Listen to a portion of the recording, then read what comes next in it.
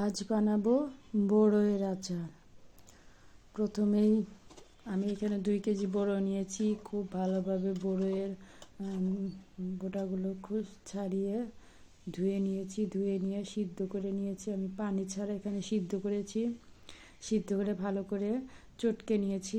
ঠান্ডা হওয়ার পরে তারপরে আমি একটা মশলা তৈরি করব।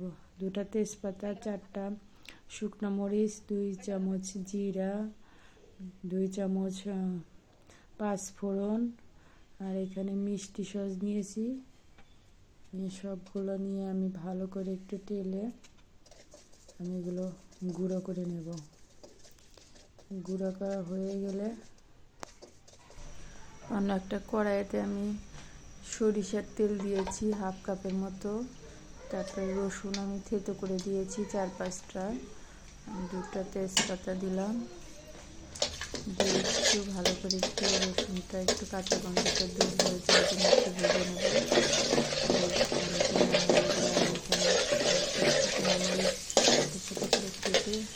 এখানে আমি দিয়ে দেবো শুকনো মরিচটা একটু লাল লাল হয়ে গেলে এর মধ্যে আমি দিয়ে দেবো পাঁচফোড়ন 1 টেবিল চামচ পরিমাণ।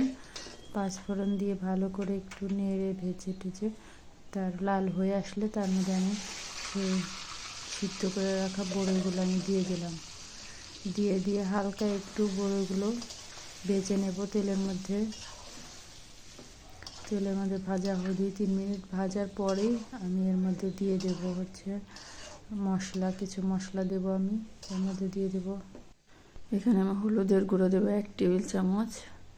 তারপরে স্বাদ মতো লবণ দেব। লবণটা যার যার ইচ্ছা মতো দিবেন। আমার বড়ইটা অনেক মিষ্টি ছিল, যার কারণে লবণ এবং গুড় খুব কম লেগেছে।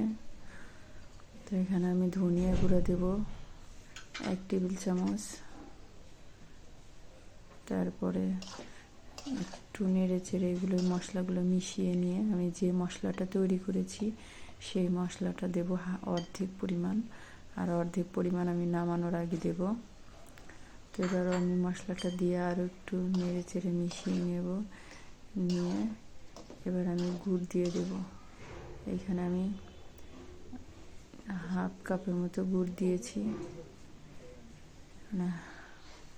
আমার বড়ইটা অনেক মিষ্টি ছিল প্রথমে আমি বলেছি, যার কারণে আমি একটু টকটকে রাখতে চাচ্ছি আচারটা, যার কারণে আমি অল্প করে গুড় দিয়েছি। তবে গুড় দেওয়ার পরে একটা জিনিস খেয়াল রাখবেন যে গুড় দেওয়ার পরে কিন্তু আচারটা অনেক পানি ওঠার মতো গুড় গলে একদম হালুয়ার মতো হয়ে যাবে। তো এটা ভেজেই পানি শুকিয়ে আনতে আর অনবরত নাড়তে হবে। আমি নাড়তেও নিচে লেগে গেছিলোর জন্য আমি আবার কড়াইটা পাল্টে নিলাম। পাল্টে নিয়ে আমি অনবরত নেড়ে ঝোলটা শুকিয়ে নিয়েছি। এবার আমি বাকি মশলাগুলো দিয়ে দেব, যেটা আমি অর্ধেকটা দিয়েছিলাম আর বাকিটা রেখে দিয়েছিলাম।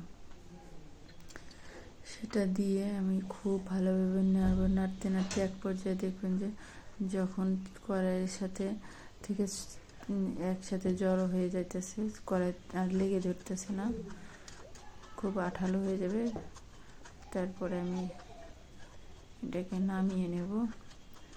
নামিয়ে ঠান্ডা করে নিলেই হয়ে যাবে ভীষণ মজার আচার। আমার কাছে তো ভীষণ মজা লেগেছে আচারটা। আপনারা কি আচার পছন্দ করেন কমেন্টে জানাবেন।